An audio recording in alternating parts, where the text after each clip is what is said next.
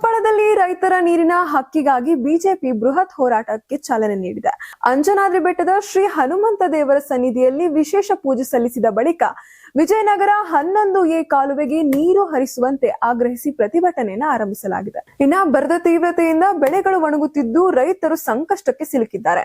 ಕೂಡಲೇ ಕಾಲುವೆಗೆ ನೀರು ಹರಿಸಿ ರೈತರ ಬೆಳೆ ಹಾಗೂ ಬದುಕು ಉಳಿಸಬೇಕು ಎಂದು ಬಿಜೆಪಿ ನಾಯಕರು ಸರ್ಕಾರವನ್ನು ಒತ್ತಾಯಿಸಿದ್ದಾರೆ. ಕೊಪ್ಪಳ ಜಿಲ್ಲೆಯ ಅಂಜನಾದ್ರಿ ಬೆಟ್ಟದಲ್ಲಿ ರೈತರ ನೀರಿಗಾಗಿ ಹೋರಾಟದ ಕಹಳೆ ಮೊಳಗಿದೆ. ತೀವ್ರ ಬರ ಹಾಗೂ ಮಳೆ ಕೊರತೆಯಿಂದಾಗಿ ರೈತರು ಸಂಕಷ್ಟಕ್ಕೆ ಸಿಲುಕಿದ್ದಾರೆ. ಕಷ್ಟಪಟ್ಟು ಬೆಳೆದ ಬೆಳೆಗಳು ನೀರಿನ ಕೊರತೆಯಿಂದ ಒಣಗಿ ಹೋಗ್ತಾ ಇವೆ. ಇಂತಹ ಸಂದರ್ಭದಲ್ಲಿ ವಿಜಯನಗರ 11A ಕಾಲುವೆಗೆ ನೀರು ಹರಿಸಲು ಸರ್ಕಾರ ವಿಳಂಬ ಮಾಡ್ತಾ ಇದೆ ಎಂದು ಪ್ರತಿಭಟನಾಕಾರರು ಆರೋಪಿಸಿದ್ದಾರೆ.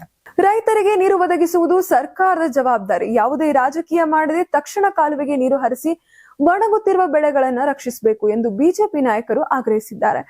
ಹೋರಾಟಕ್ಕೆ ಮಾಜಿ ಸಚಿವ ಬಿ ಶ್ರೀರಾಮುಲು, ವಿಧಾನಸಭೆ ವಿರೋಧ ಪಕ್ಷದ ಮುಖ್ಯ ಸಚೇತಕ ಎನ್ ರವಿಕುಮಾರ್, ಶಾಸಕ ಜಿ ಜನಾರ್ದನ್ ರೆಡ್ಡಿ, ವಿಧಾನಸಭಾ ಪರಿಷತ್ ಸದಸ್ಯೆ ಹೇಮಲತಾ ನಾಯಕ್, ಮಾಜಿ ಶಾಸಕ ಪರಣ್ಣ ಮನವಳ್ಳಿ, ಮಾಜಿ ಸಂಸದ ಶಿವರಾಮೇಗೌಡ ಸೇರಿದಂತೆ ಹಲವು ನಾಯಕರು ಸಾಥ್ ನೀಡಿದ್ದಾರೆ.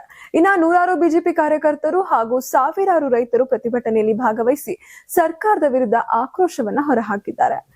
ವಿಜಯನಗರ 11A ಕಾಲುವೆಗೆ ತಕ್ಷಣ ನೀರು ಹರಿಸಬೇಕು ಹಾಗೂ ರೈತರು ಒಣಗುತ್ತಿರುವ ಬೆಳೆಗಳನ್ನು ಉಳಿಸಲು ಕೂಡಲೇ ಕ್ರಮ ಕೈಗೊಳ್ಳಬೇಕು ಎಂಬುದು ಪ್ರತಿಭಟನಾಕಾರರ ಪ್ರಮುಖ ಬೇಡಿಕೆಯಾಗಿದೆ. ರೈತರ ಬೇಡಿಕೆಗೆ ಸರ್ಕಾರ ಸ್ಪಂದಿಸದಿದ್ದರೆ ಹೋರಾಟವನ್ನ ಮತ್ತಷ್ಟು ತೀವ್ರಗೊಳಿಸುವುದಾಗಿ ಬಿಜೆಪಿ ನಾಯಕರು ಎಚ್ಚರಿಕೆಯನ್ನು ನೀಡಿದ್ದಾರೆ. ರೈತರ ಕಣ್ಣೀರಿಗೆ ನ್ಯಾಯ ಸಿಗುವವರೆಗೂ ಹೋರಾಟ ನಿಲ್ಲಿಸುವುದಿಲ್ಲ ಎಂದು ಮುಖಂಡರು ಸ್ಪಷ್ಟಪಡಿಸಿದ್ದಾರೆ.